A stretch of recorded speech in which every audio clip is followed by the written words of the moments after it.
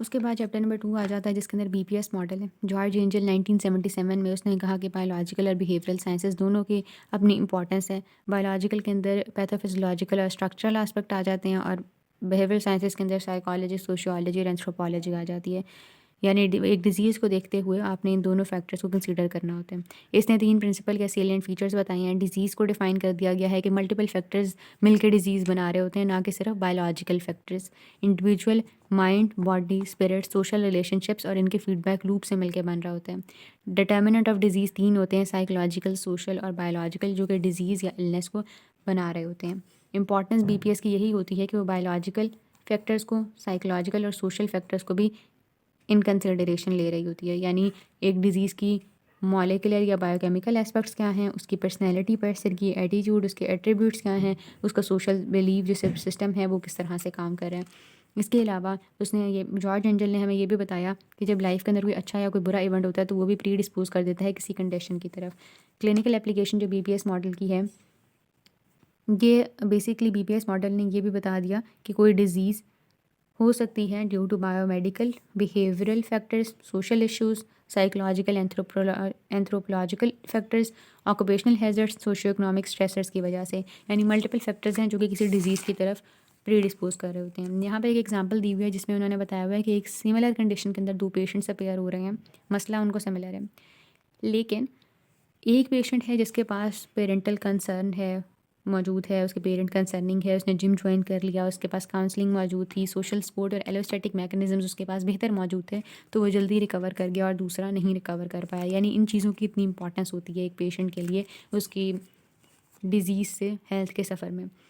एक मॉडल था BPS model, दूसरा मॉडल है integrated health care model. Integrated health care model 5 चीज़ों को इन कंसिडरेशन ले रहा होता है कि behavioural, biological, cognitive, socio cultural और एनवायरमेंटल फैक्टर्स।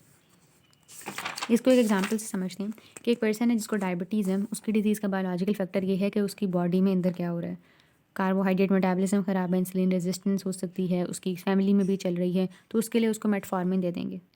बिहेवियरल फैक्टर ये होगा कि भाई वो बहुत ज़्यादा शुगर वाला फूड खाता है, उसका लाइफस्टाइल सेडेंटरी है और उसकी अनहैप्पी मैरिड लाइफ और स्ट्रेसफुल जॉब है, तो उसके लिए उसको कहेंगे कि वो एक्सरसाइज करें, वाइफ के साथ इंट्रैक्शन भी होगा, इवनिंग वॉक्स पर उन्हें साथ लेके जाए और ईटिंग हैबिट्स के अंदर चेंज लाए। तो ये बिहेवियरल फैक्टर्स को भी हमने एड्रेस कर लिया। उसके बाद कॉग्निटिव फैक्टर्स आ जाते हैं कि वो अपनी फिज़ीक के अंदर, अपनी अपीयरेंस में डिसइंटरेस्टेड है, तो उसके लिए उसे कहेंगे कि सेडेंटरी लाइफस्टाइल ना रखे, ओवर ईटिंग ना करे और अपनी जो थिंकिंग का स्टाइल है about himself, about his family, about his future, वो थोड़ा सा बेहतर करे। सोशल कल्चर फैक्टर के अंदर आ जाता है क्लर्क जो वगैरह, वो क्लर्क है, ठीक है, क्लर्क जो होते हैं ऑफिस वगैरह में, उनको स्वीट्स वगैरह मिल रही होती हैं, तो उसके बारे में, और कैंटीन वगैरह अवेलेबल होती है तो उसके बारे में उसको अवेयर कर देंगे। इन्वायरमेंटल फैक्टर्स में ये आ जाता है कि कलीग्स वगैरह भी अनहेल्दी फूड ले रहे होते हैं और उसको एक्सरसाइज करने का टाइम नहीं मिलता, तो उसमें कहेंगे कि वो घर से खाना लेके आए और जितना कुछ टाइम मिलता है दरमियान में 10-15 मिनट वो वॉक कर ले। Integrated health care model different चीज़ों को डिफाइन भी कर देता है कि हीमोस्टेसिस क्या होती है, कि सॉरी होम्योस्टेसिस क्या होती है। होम्योस्टेसिस बेसिकली एक रिएक्टिव स्टेट होती है जो कि बॉडी के डिफरेंट सिस्टम्स के दरमियान हार्मनी क्रिएट कर रही होती है via the adaptive negative feedback loops of body. Allostasis क्या होता है कि चेंज को प्रेडिक्ट करके तो उसके अगेंस्ट अडेप्टिव मैकेनिज्म्स बना लिए जाते हैं। टिपिकल एग्जांपल इसकी ये होती है कि गर्मियों के दिन आ रही हैं तो पानी की इंटेक ज़्यादा कर दी जाए, ठीक है। न्यू स्ट्रेस क्या होता है कि ऑप्टिमम डिग्री ऑफ स्ट्रेस जो कि मॉडरेट होता है, मोटिवेटिंग होता है और इंस्पायरिंग होता है। डिस्ट्रेस तब होता है कि जब ये जो 5 मैकेनिज्म्स हैं, 5 सॉरी जो डोमेन्स हैं, इन डोमेन्स के अंदर जो एलोस्टेसिस के और होम्योस्टेसिस के जो मैकेनिज्म्स चल रहे हैं, अगर इन मैकेनिज्म्स को इंट्रिंसिक या एक्सट्रिंसिक फैक्टर्स इन पांचों डोमेन्स में चैलेंज कर दें तो दैट इज़ डिस्ट्रेस की कंडीशन डेवलप हो जाएगी। यानी होम्योस्टेसिस या एलोस्टेटिक मैकेनिज्म जो चल रहे हैं बायोलॉजिकल, बिहेवियरल, कॉग्निटिव, एनवायरमेंटल या सोशो कल्चरल डोमेन्स के अंदर, उसे एक्सट्रिंसिक या इंट्रिंसिक फैक्टर ने चैलेंज कर दिया है तो डिस्ट्रेस की कंडीशन डेवलप हो जाती है। Integrated health care model sickness, distress और स्ट्रेस को अलग अलग कर देता है कि डिस्ट्रेस जैसे ही हेल्थ और हैप्पीनेस खत्म होती है उसके बाद जो अर्ली फीलिंग होती है वो डिस्ट्रेस की फीलिंग होती है। डिस्ट्रेस के अंदर वही साइन और सिम्टम मौजूद हो सकते हैं जो कि डिजीज़ में मौजूद होते हैं। सर में दर्द है, कमर में दर्द है, इंडाइजेशन है, हैवीनेस एब्डोमेन के अंदर, नींद नहीं आ रही, भूख नहीं लग रही, लेकिन ये सिम्टम्स घंटों दिनों के अंदर ख़त्म हो जाते हैं। वीक से ज़्यादा ये सिम्टम्स नहीं होते, ये सेल्फ लिमिटिंग होते हैं और कोई भी अच्छा वाक़या हुआ ज़िंदगी में जैसे मीटिंग फ्रेंड्स, शेयरिंग फीलिंग्स, तो ये बेहतर हो जाते हैं। सिकनेस क्या होती है कि वो अनप्लेजेंट फीलिंग होती है। It can appear without any disease और पैथोलॉजिकल कंडीशन। लेकिन एट टाइम्स क्या होता है कि जब डिजीज़ होती है तब भी पर्सन सिक नहीं फील कर रहा होता, जैसे कैंसर के अर्ली स्टेजेस के अंदर होते हैं। ठीक है, सिक रोल होता है कि असल में वो पर्सन सिक नहीं है, लेकिन वो एक्ट कर रहा है कि वो सिक है किसी भी सोशल गेन के लिए, रिस्पॉन्सिबिलिटी को अवॉइड करने के लिए या फाइनेंशियल एडवांटेज के लिए। इसे फ्रॉडुलेंट सिक रोल भी कहते हैं या फिर मेलिंगरिंग भी कहते हैं।